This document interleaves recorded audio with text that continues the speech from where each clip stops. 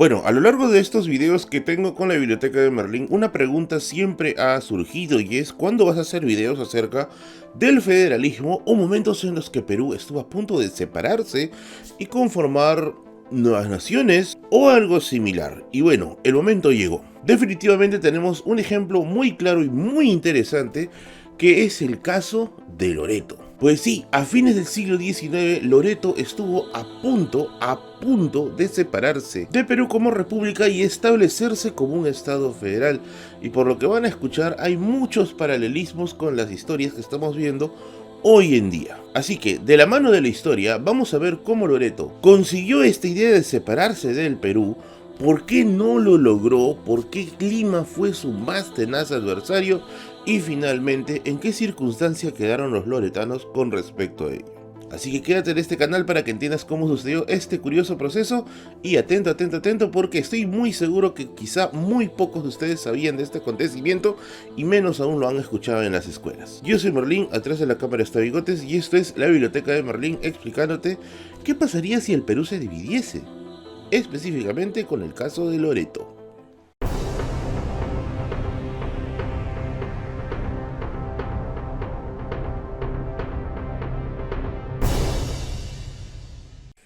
Antes de empezar la explicación, debo decir que toda la información que vamos a utilizar en este video proviene del siguiente libro. Del libro Iquitos, hecho por la Fundación Telefónica, específicamente el artículo que habla acerca de Iquitos, capital del Estado Federal de Loreto, hecho por la historiadora y antropóloga Federica Berkeley Rey de Castro. Así que toda la información que vas a escuchar aquí proviene de este libro. Primero lo primero, hay que recordar que tanto en la historia del Perú, desde sus albores prehispánicos hasta la llegada de los europeos, la historia siempre se ha concentrado básicamente en la costa y en la sierra. La selva, por otro lado, ha sido tomado casi como un lugar marginal, casi como un escenario de Avatar. Y es que sí, la relación de la selva con las otras regiones es un tanto ambivalente, específicamente con Lima. Sin embargo, un punto de quiebre en lo que va a ser esa imagen que tenemos de la selva tribal, con la imagen de una selva mucho más tecnificada, arranca en 1860. Resulta que en 1860, específicamente en la zona de Iquitos, se inicia toda una era comercial. Específicamente el puerto de Iquitos se había convertido en el puerto principal del Amazonas peruano, y si te digo puerto significa mucho, pero mucho comercio. ¿Y qué cosa se producía allí? Pues el caucho. A partir del caucho se podía producir gomas o jeve, que era pues el corazón del comercio en la Iquitos que conocemos allí. Y esto evidentemente va a generar una clase comerciante que va a tener mucho, pero mucho dinero, y este dinero va a aportar también a la modernización del lugar. Se especifica claramente de que Iquitos sale de esa imagen rústica, quizá de cabañas o de situaciones mucho más tradicionales, a un Iquitos ya con arquitectura acercándose a la vanguardia occidental, casas ya técnicamente de concreto y con ciertos acabados. Entonces se puede decir que Loreto tenía en cierto punto el dinero suficiente para autosostenerse y cubrir sus propias demandas con respecto a ello. Sin embargo, el primer gran problema va a venir con la guerra con Chile. Y es que tú te preguntarás, Merlín, pero la guerra con Chile transcurre en la costa y a lo mucho con Cáceres en la sierra. Pues sus efectos económicos se sintieron incluso en la selva, y ahorita vas a ver por qué. Y es que a raíz de la guerra con Chile se va a hacer una reestructuración de los cobros de impuestos, una reestructuración que va a incluir el cobro de aduana. En 1881, la creación de las aduanas en esta región, en la zona de Loreto, va a generar todo un revuelo, ya que los comerciantes hasta ese momento no pagaban impuestos. El único impuesto que se pagaba era el tributo indígena. Y después de un montón de problemas, esta reforma fiscal no funcionó. El segundo intento que se intentó hacer desde Lima fue el de 1883. Y es aquí donde van a aparecer unas figuras muy pero muy importantes para el día de hoy. Los prefectos, que eran autoridades encargadas de la administración del lugar, pero que tenían mucha cercanía con Lima. Obviamente los prefectos eran el punto de conexión entre la región de Loreto y Lima. Y es que los prefectos lograron por fin un acuerdo con los comerciantes para el establecimiento de un tributo, y adivinen qué, cuando se cobraron los tributos se dieron cuenta que recaudaron mucho, pero mucho más de lo esperado. Era tanto el dinero que se había recaudado que evidentemente ya sabemos que esto va a traer bastantes problemas. Y es que hasta este momento se había subestimado mucho la producción que había en la zona de la selva. Iquitos producía cantidades gigantescas de dinero a raíz del comercio. Hubo tanto dinero que empezaron a competir entre prefectos por ver quién tenía la autoridad suficiente como para cobrar más. Y aquí se menciona que hubo problemas, por ejemplo, entre los prefectos de Iquitos y Moyobamba. Obviamente, con la reforma tributaria que se había hecho no era suficiente, ya que se dieron cuenta que Loreto tenía demasiado dinero y Lima comenzó a tramar la forma de cómo chupar todo ese dinero. Y es que se menciona en el texto que incluso se pusieron ciertas condiciones a la ciudadanía de Loreto para que vaya de la mano con su reforma tributaria. Y se llegaron a modificar los acuerdos de las aduanas que ya tenían bajo otras normas que nunca se habían discutido y que generaron obviamente muchos conflictos de intereses con los comerciantes loretanos. Aquí ya vamos a ir advirtiendo ya un sentimiento en la región, en Iquitos y en la región de Loreto, de que no había mucha satisfacción con las políticas que venían de Lima, y comienza a surgir un término: ¿y si nos separamos? ¿Y si nos separamos sin tanto roche siendo una república federal? El tema llegó hasta puntos ya muy incómodos cuando Lima comenzó a interferir en sus relaciones municipales, o sea, en las políticas municipales, para ver el progreso de la región. Y es que se sabe que desde el gobierno central se quería más y más dinero para poder financiar ministerios como el Ministerio de Guerra y el Ministerio de Relaciones Exteriores, dos ministerios que pues a Loreto no les representaba prácticamente nada. Y es que se sabe que esta absorción del dinero de la región era tal que incluso llegó ya a estar cerca de superar el superávit de dinero que había en la región, y todo esto de la mano de los prefectos. Y aquí, amigos, es donde la cosa se pone bien pero bien hardcore. ¿Cuál era la justificación popular que había en la capital con respecto a estas reformas que dejaban muy incómoda a los loretanos? Pues decían que Loreto debía sustituir la pérdida de Tarapacá.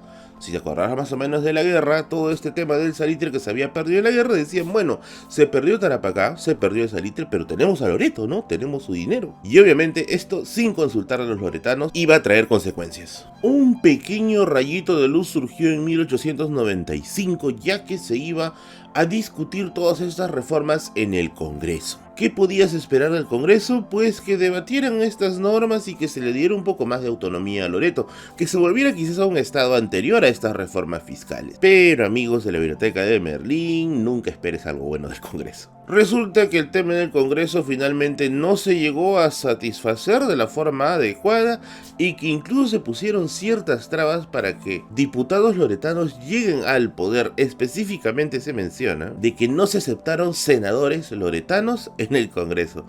Todo un escándalo. Ahora, los loretanos reclamaban por esta situación y decían, oye, todo esto es muy injusto, o sea, a mí me dejan en abandono y solamente me miran cuando tengo plata, y encima quieren mi plata para ustedes. ¿Cuál es la reacción de la prensa y la sociedad ante los reclamos loretanos?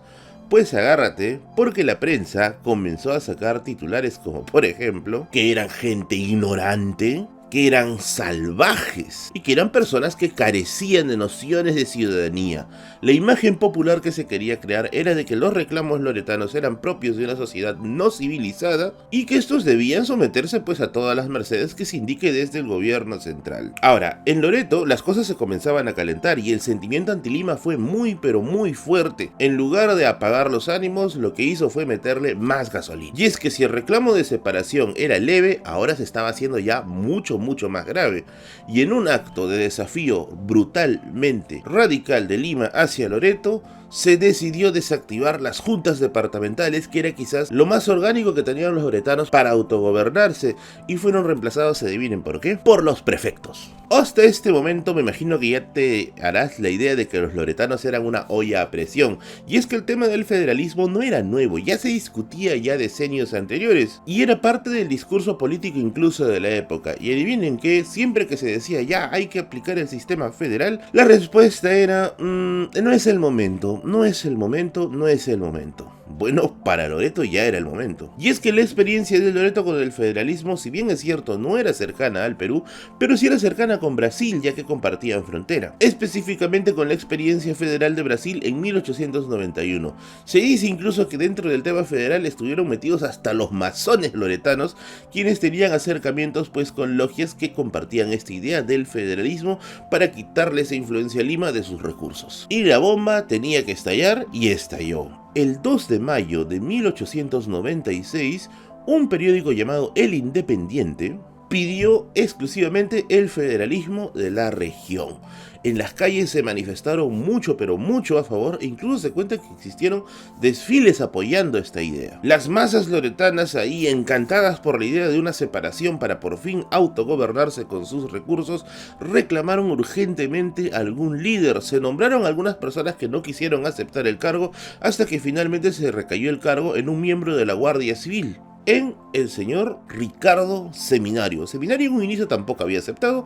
Finalmente, después de conversar con algunos mercaderes, le dijeron: oye man, acepta, nada va a salir mal. Y bueno, el tipo aceptó.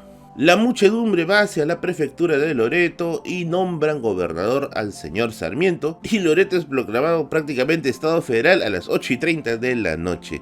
En una cuestión de 8 días, el señor Sarmiento armó su gabinete, literalmente un gabinete listo para poderse ejecutar como un gobierno autónomo. Ahora, el 2 de mayo se da este levantamiento y se anuncia la separación de Loreto. ¿Lima se enteró al día siguiente u horas después? Pues no, Lima se enteró el 18 de mayo. Cuando llega la noticia el 18 de mayo a Lima, la ciudad estalla completamente porque les cae como un balde de agua fría, y la ciudad de Lima va a comenzar a elaborar planes para recuperar Loreto por las buenas o por las malas. Y bueno, las formas primaron quizá por las malas, ya que se comenzaron a enviar tropas para la recuperación del lugar. Específicamente, un caso muy curioso es que se pidió permiso a Brasil para enviar tropas por ese territorio y recuperar Loreto. Y es así que el 29 de mayo se da un golpe brutal a las ejecuciones de la Federación de Loreto. Se va a cerrar el puerto de Iquitos. A partir de allí se envían 3 expediciones militares para sofocar esta rebelión. ¿Qué otra cosa hizo Lima para poder justificar su represión contra la idea de separación de Loreto? Pues se alió con la prensa, y el poder central aliado con la prensa comenzaron a sofocar la rebelión con un montón de noticias parecidas a las que te mencioné hace un rato, de que eran salvajes, que no eran ciudadanos, y se intentó crear toda una idea negativa en los ciudadanos de Loreto para que sean tomados como no civilizados frente a los civilizados de Lima. Obviamente la Federación de Loreto no se quedó de brazos cruzados y empezó a reclutar soldados, bueno, gente del común, para que defendiera su soberanía. Y es que se estaba reclutando gente para que esté en las trincheras más o menos rumbo a la zona de Chachapoya. Esto va a marcar un punto de quiebre, ya que los comerciantes que estaban apoyando la Federación de Loreto dijeron: pucha, no esperábamos enfrentamientos militares, lo que nosotros esperábamos era una salida diplomática. Este anuncio de enfrentamientos militares entre tropas loretanas contra las tropas que venían del gobierno central va a hacer que muchos comerciantes comiencen a tirarse hacia atrás, y poco a poco el apoyo a la Federación de Loreto comience a disminuir.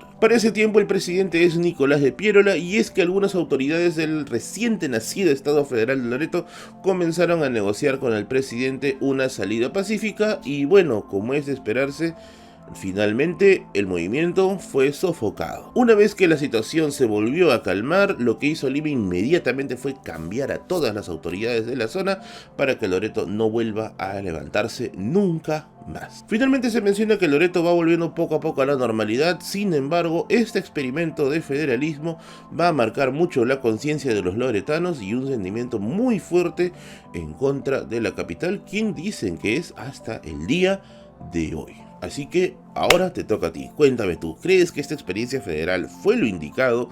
¿Crees que la actitud tomada desde el gobierno central fue la ideal? Y sobre todo, ¿crees que puede suceder algo similar en los conflictos que vemos en el día de hoy? Pues házmelo saber en la caja de comentarios.